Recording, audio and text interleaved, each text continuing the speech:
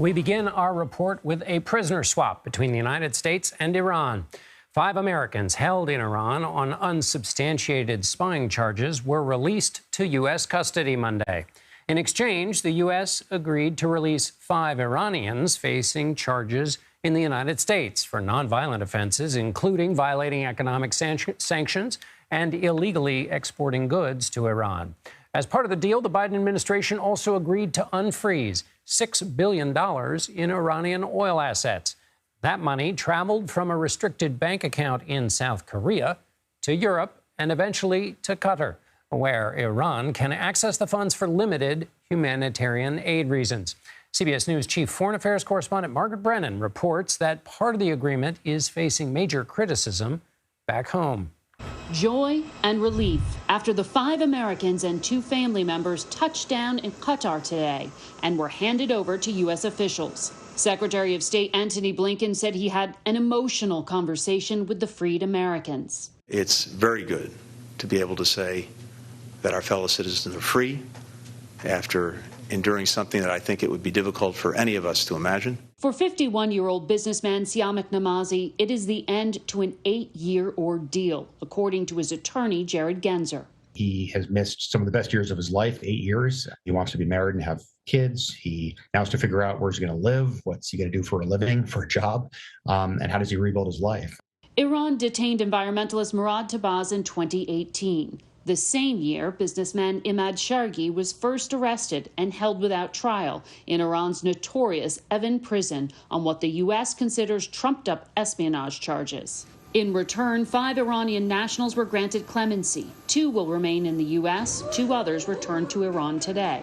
Critics of the hostage diplomacy worry the regime will now, as part of the deal, have access to $6 billion worth of unfrozen Iranian oil assets held in a restricted account in Qatar.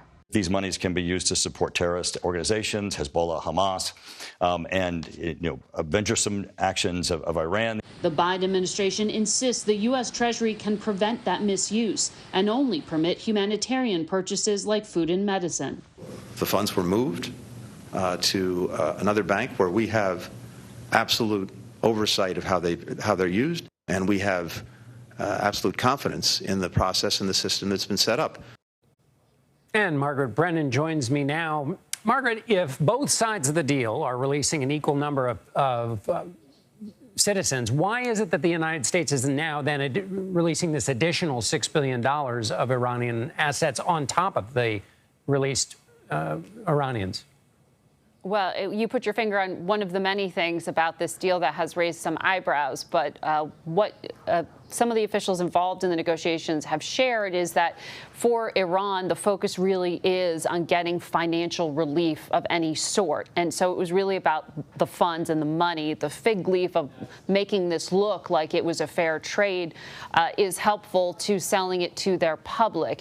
Now, the 5 Iranians, 2 of them are remaining in the United States because they're U.S. residents. 2 of them went back home and another to another location, but they are not considered a really serious level of criminal here. And they are really just guilty, according to U.S. courts, of having violated sanctions. They actually went through a court process, unlike the Americans who were detained simply for being American, and at least in the case of Imad Shargi, never even saw a day in court.